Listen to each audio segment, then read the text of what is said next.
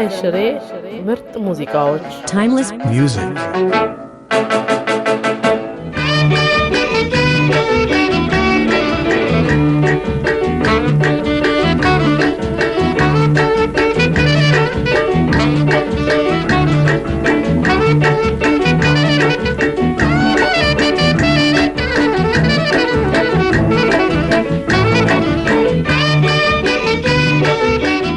ሳንቶስ ቢመጣ የፔሌ ክለብ ማለት ነው። ሳንቶስ ቢመጣ የችግራችንን አንዲት ቀዳዳ አይደፍንም። የአንዲት ትምህርት ቤት ክፍል እንኳን ያሰራልንም። ፔሌ የሚመጣው ኳስ ጠልዞ ለመሄድ ነው፣ ቢቀርም አይጎዳም።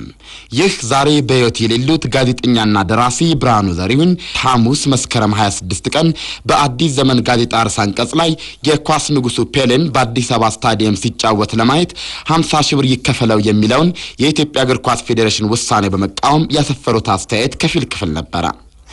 በጊዜው የጋዜጣው ዋና አዘጋጅ የነበሩት ብርሃኑ ዘሪሁን ትችታቸውን በማራዘም 50 ሺህ ብር ሙድ ነው፣ ለመሆኑ የሳንቶስ ቡድን ምንድነው? ጨዋታው ላይ ያስደስተንም ይችላል፣ አረስከና አካቴው የሚያናድደን ይሆናል፣ የተጓጓለት ፔሌም ወለምታው ተነስቶ አይጫወት ይሆናል ብለውም አከሉበት።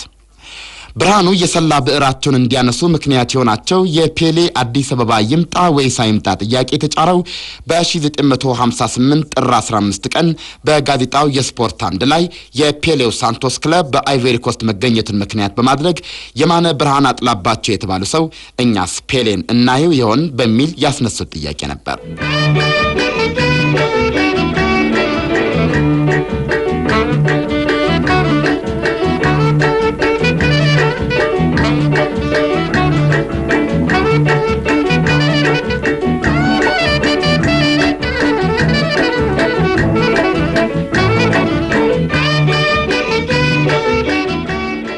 በዚህ መነሻ ጥያቄው የቀረበለት የሳንቶስ ክለብ በአዲስ አበባ ስታዲየም አንድ ጨዋታ ለማካሄድ ፍቃደኛ መሆኑንና ለዚህም 70 ሺህ ብር እንዲከፈለው የሚፈልግ መሆኑን አስታወቀ። የኢትዮጵያ መልስ ብቻ ቀረ።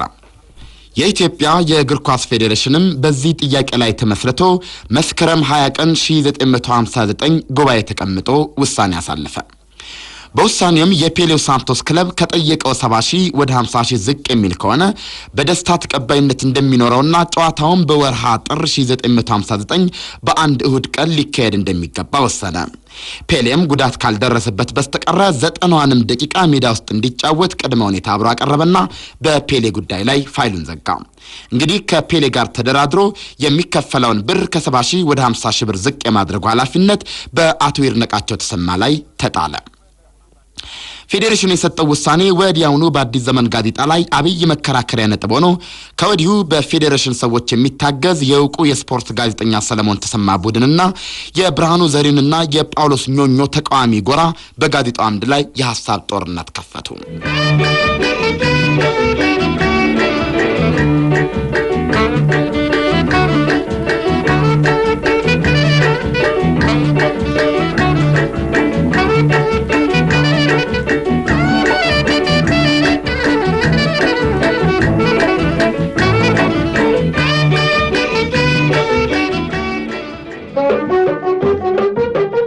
ዘመን አይሽሬ ምርጥ ሙዚቃዎች timeless music አቶ ብርሃኑ 50 ሺህ ብርም ሲበዛ ውድ ነው ከማለት አልፈው ፔሌ መጣ ቀራ አይጎዳንም በማለት የሳንቶስ መምጣት የሀገሪቱን ቀዳዳ አይደፍንም ሲሉ ለፔሌና ለክለቡ የሚወጣው ገንዘብ ህዝቡን መንጠቅ ነው አሉ።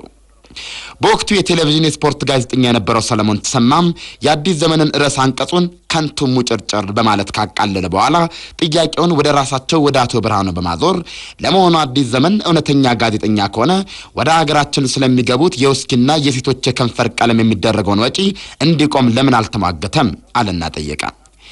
ይህን መነሻ አድርገው ከብርሃኑ ዘሪሁን ጋር በሐሳብ በመተባበር ብዕራቸውን የመዘዙት ጋዜጠኛና ታሪክ መዝጋቢ ጳውሎስ ኞኞም የሰለሞንን አስተያየት መደቡን ስድብ ካሉት በኋላ የሰጠውንም ነጥብ ያልበሰለ ሲሉ አቃለሉት። የእነዚህ ሁለት ሰዎች ብርሃኑና ጳውሎስ ወይም ሰለሞን እንደሚጠራቸው የአዲስ ዘመን ሰዎች ዋና ክርክር ለኳስ ጥለዛ የሚወጣው 50 ሺህ ብር ለሌላ የሀገር እድገት ማሻሻያ ይዋል የሚል ነበር። ትምህርትና መንገድ ባልተስፋፋበት ዘመን ለአንድ የኳስ ክለብ 50 ሺህ ብር መስጠት አሳፋሪ እንደሚሆን በመደገፍ የጻፉና መርቆሪዎስ በሚል የብዕር ስም የሚጠሩ ጸሐፊን በበኩላቸው የሰለሞንን ፔሌ ተከፍሎት ይምጣ አስተያየት በማጥላላት አሳፋሪ ያሉት ወይም በሳቸው አገላለጽ አደባባይ የመሽናት ያክል አሳፋሪ። ሰለሞንን በመሰረቱ ለፔሌ የሚከፈለው 50 ሺህ ብር ጨዋታውን ሊያይ ከሚመጣው ኳስ አፍቃሪ የሚሰበሰብ መሆኑንና ህዝቡም በፍቃደኝነት የሚመጣ በመሆኑ የአዲስ ዘመኖቹ ዘረፋና ነጠቃ የሚለው አባባል ከቦታ ውጪ እንደሆነ ነገራ። አያይዞም የፔሌ መምጣት ለነበረው የብሔራዊ ቡድን ትምህርትና ለወጣቱ ትውልድም ፊቱን ወደ ኳስ እንዲያዞር በር የሚከፍት መሆኑን በማውሳት ፔሌ እንዲመጣ ተባለ። ውዝግቡ በዛው ሁኔታ ቀጥሎ መተማመን ደረጃ ላይ ሳይደረስ ሁለቱም አቋማቸውን እንደያዙ በእንጥልጥል ቀረ። ፔሌም ሳይመጣ ቀረ።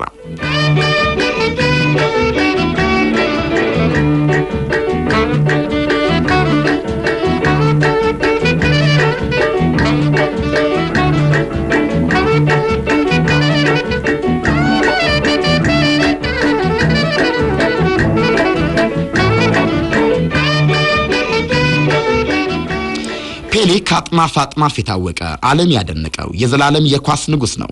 በመድራችን ከኖረ ከማንኛውም ፍጡር በላይ ስሙ የተጠራ ምስሉ የተነሳ ሲጫወት የታየ እሱ ብቻ ነው። ራሱ በጻፈ የህይወት ታሪኩ ላይ እንዳሰፈረው 88 ሀገሮች ጎብኝቷል። ከ10 ነገስታት፣ ከ5 ንጉሰ ነገስታት፣ 7 ፕሬዝዳንቶች፣ 2 ርዕሳነ ሊቃነ ጳጳሳትን ጨምሮ ከ40 የሀገር መሪዎች ጋር ተገናኝቶ ተወያይቷል። በናይጄሪያ የቢያፍራ ጦርነት ጊዜ እሱ ሀገሪቱን ስለጎበኛት ለሱ ሲባል የ2 ቀን የተኩስ አቁም ስምምነትም ተደርሶ ነበር። የኢራኑ ሼህ ፔሌን ለማነጋገርና ከሱ ጋር ፎቶግራፍ ለመነሳት ብቻ በቴህራን አየር ማረፊያ ከ3 ሰዓት በላይ ቆመው ጠብቀውታል። የቻይና የጠረፍ ጠባቂዎችም እንደዚሁ ፔሌ ሆንግ ኮንግ እንደሚገኝ ሰምተው እሱን ሰላምታ ለመስጠት ሲሉ ስራቸውን ዘንግተው የጥበቃ ቦታቸውን ትተው የሰው ሀገር ዘው ብለው ገብተውም ነበር። አንድ ጊዜ ደግሞ ኮሎምቢያ ውስጥ ሲጫወት ከዳኛ ጋር ክርክር ይፈጠርና በቀይ ካርድ ከሜዳ ያባረሩታል ዳኛ። በዚህ ጊዜ በፔሌ መባረር ያብሬ ኮሎምቢያ ቲፎዞ ወደ ሜዳ ዘሎ በመግባት ዳኛውን ካልገደልኩ በማለቱ በፖሊስ አጀብ ከሞት ሊድኑ ችለዋል። የሚገርመው ግን በአራጋቢው ዳኝነት ጨዋታው ቀጥሎ ፔሌ እንደገና ወደ ሜዳ ገብቶ እንዲጫወት ተደርጓል።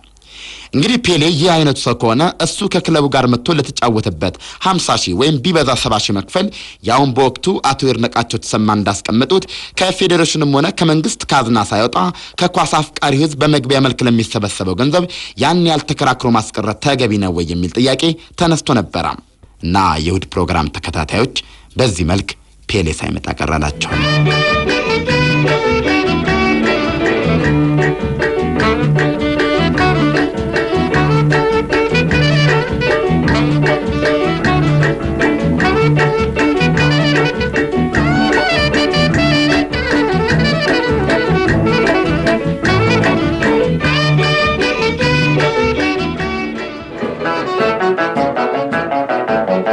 ዘመናዊ ሽሬ ምርጥ ሙዚቃዎች Timeless music.